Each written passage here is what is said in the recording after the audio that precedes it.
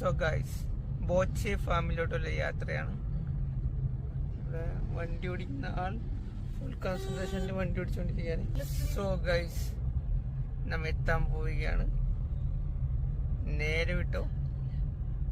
So guys അങ്ങനെ നമ്മുടെ ആശാന്റെ സ്ഥലം എത്തി. ആശാന്റെ മനയിലോട്ട് പോവുകയാണ്. 200 meters, your destination will be on the right.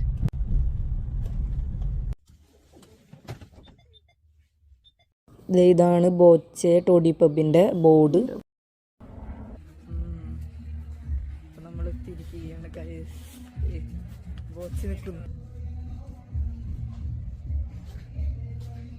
അപ്പോൾ ഈ കാണുന്നതാണ് മനോഹരമായ ഉള്ളിലെ കാഴ്ചകൾ. അടിപൊളിയായിട്ട് സെറ്റ് ചെയ്തിട്ടുണ്ട് കേട്ടോ ഈ പബ്ബ്.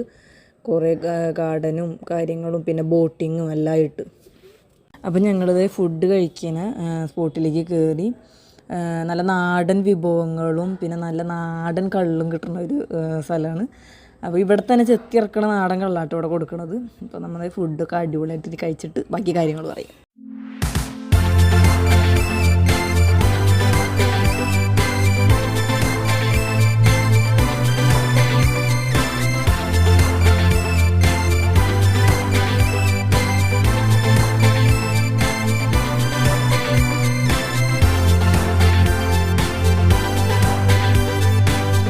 അപ്പോൾ നമ്മുടെ നാടൻ മധുരക്കള്ള് വന്നിട്ടുണ്ട്.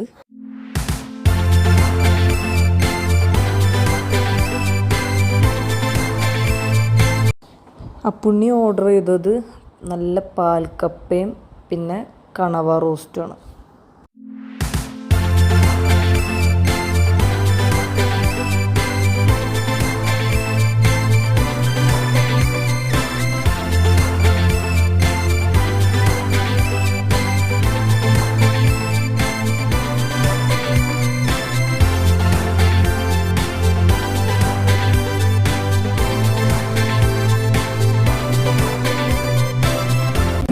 അപ്പോൾ ഞാൻ ഓർഡർ ചെയ്തത് ഫ്രൈഡ് റൈസും ജിഞ്ചർ ചിക്കനാണ്. ഇവിടുത്തെ ആംബിയൻസ് ഒരു രക്ഷയില്ല കേട്ടോ. ഫുഡ് കഴിക്കുന്നിടത്ത് നല്ല അടിപൊളി സോങ്സൊക്കെ വെച്ച് നല്ല ലൈറ്റും ഡെക്കറേറ്റ് ചെയ്ത് അടിപൊളി കിഡിലൻ ആംബിയൻസ്. അങ്ങനെ ഗൈസ് ഞങ്ങളുടെ ഫുഡ് അടിയൊക്കെ കഴിഞ്ഞു. ഇനി ഞങ്ങൾ നേരെ ബോട്ടിങ്ങിന് പോകുന്നു. ഫ്രീ ബോട്ടിങ് ആട്ടോ ഇവിടെ.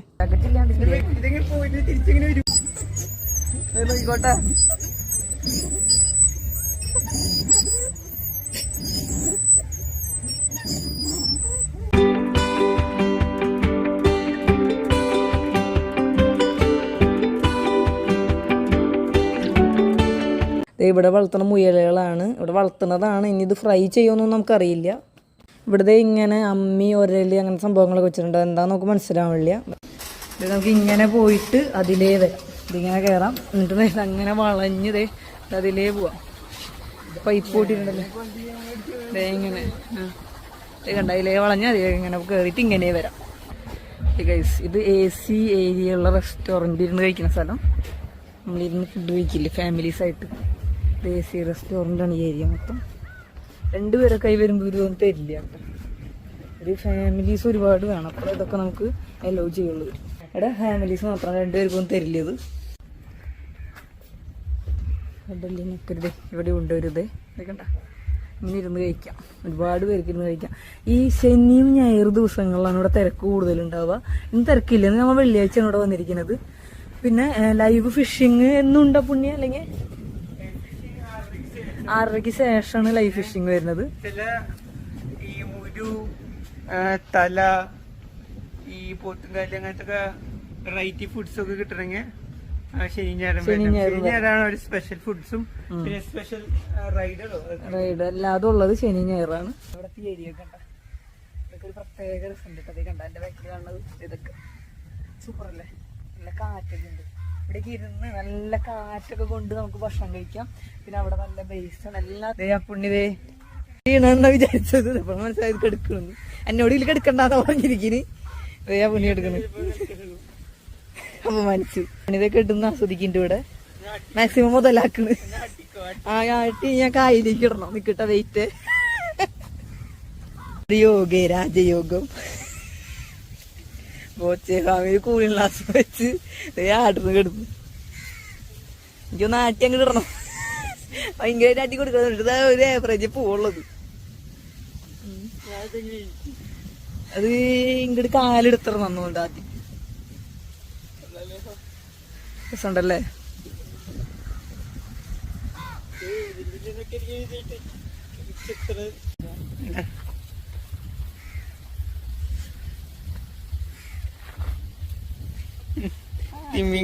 തിമ്മീങ്കലം കടലില് അടിഞ്ഞെടുക്കണ്.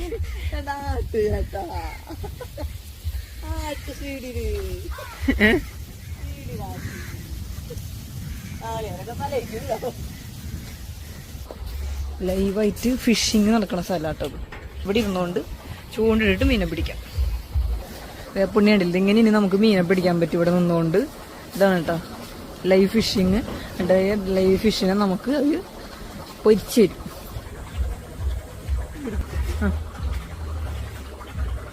ഗൈസ് അപ്പോൾ ഇതേ മീൻ പിടിക്കൽ ആരംഭിച്ചിട്ടുണ്ട്. ഞങ്ങളിതേ കുളത്തില് ജസ്റ്റ് ഇതേ ഈ തീറ്റ വെച്ചിട്ട് ഇതെന്തിട്ടാണ് ഞങ്ങക്ക് മനസ്സിലാവണില്ല തീറ്റ. ഇതൊക്കെ വേണമെങ്കിൽ മീനൊന്നും അങ്ങനെ ഇഷ്ടമുണ്ടാവില്ല. നമ്മുടെ കീർത്തിപ്പോ അരമണിക്കൂർ മേലെ ചൂണ്ടിടാൻ നിക്കണ മീനുകൾക്ക് ഫുഡ് ഇട്ട് കൊടുത്തു എന്നല്ലാതെ ഒരു മീൻ എടുത്തുകൂടെ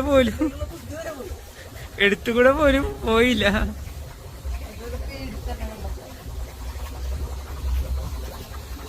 ഇതിന്റെ ഉള്ളിൽ ശരിക്കും മീനുണ്ടാവോ ദൈവത്തിനറിയാം. അതായത് ബോച്ചെ ഫാമിൻ്റെ അപ്പുറത്തുള്ളൊരു പ്ലേസാണ്. നല്ല മനോഹരമായൊരു സ്ഥലം. അവിടെ ഞങ്ങൾ കണ്ടപ്പോൾ ജസ്റ്റ് ഞങ്ങൾ ഇവിടുത്തെ കഴിഞ്ഞപ്പോൾ അങ്ങോട്ടും ജസ്റ്റ് നടക്കാൻ പോയതാണ്. നല്ല ഭംഗിയുണ്ട് കേട്ടോ. പഴയ രീതിയിൽ സെറ്റ് ചെയ്തിട്ടുള്ളൊരു സ്ഥലം. ഇവിടെ ഇങ്ങനെ ഇരുന്ന് ഇങ്ങനെ ഇരിക്കാനുള്ള സ്ഥലമൊക്കെ വന്നിട്ടുണ്ട്. അപ്പുട്ടി അങ്ങോട്ട് നടക്കുന്നുണ്ട് കേട്ടോ. ഇവിടെ കുറേ ഇങ്ങനത്തെ സ്ഥലങ്ങളുണ്ട്. രസമുണ്ട് കേട്ടോ. അടിപൊളി ഫാമാണ്. എല്ലാവരും വന്നൊന്ന് ജസ്റ്റ് ഒന്ന് എക്സ്പ്ലോർ ചെയ്തിട്ട് പോയിക്കോ. ഫുഡൊക്കെ അടിപൊളി ഫുഡ്. ഇത് നല്ല ഭംഗിയുണ്ട്. ഇതുണ്ട് ഗൈസ് കണ്ട കള്ളുകൊണ്ടം പഴയ തനി മേലാട്ടെല്ലാം സെറ്റ് ചെയ്തിരിക്കുന്നത്. ലാമ്പ് ഗൈസ് അങ്ങനെ ഞങ്ങൾ ഗെയിമിലേക്ക് കടന്നു. കളിക്കാനൊന്നും അറിയില്ല. അപ്പുണ്ണിക്ക് അറിയാം. എനിക്കങ്ങനെ ഇത് കളിക്കാൻ അറിയില്ല.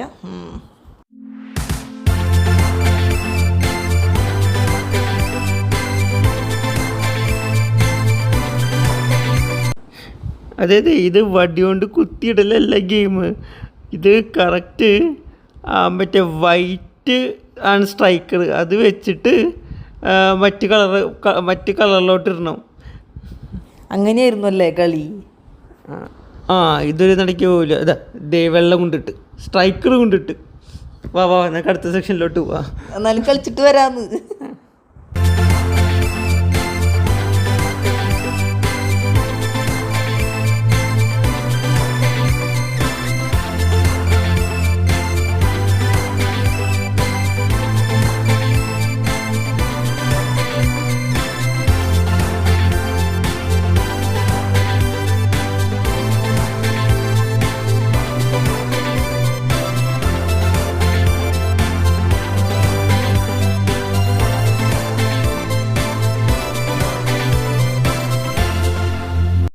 അതിങ്ങനെയാണ് പ്രോപ്പറായിട്ട് സ്റ്റിക്ക് പിടിക്കേണ്ടത്. പക്ഷേ ഞാൻ സ്റ്റിക്ക് പിടിച്ചിട്ട് കാര്യമൊന്നുമില്ല. ഒരെണ്ണം പോലും വീഴണമില്ല.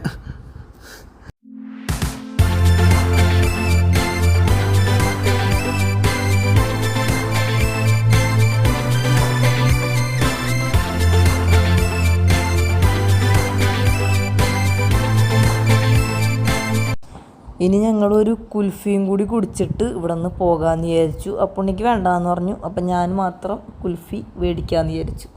പിസ്തയുടെ ഫ്ലേവറുള്ള കുൽഫി ആട്ടോ ഞാൻ മേടിച്ചത്. അതും കുടിച്ച് ദേ ഊഞ്ഞാലാടെ ഞങ്ങൾ രണ്ടുപേരും കുറച്ച് നേരം ദേ ഊഞ്ഞാലിൻ്റെ അവിടേക്ക് പോയി.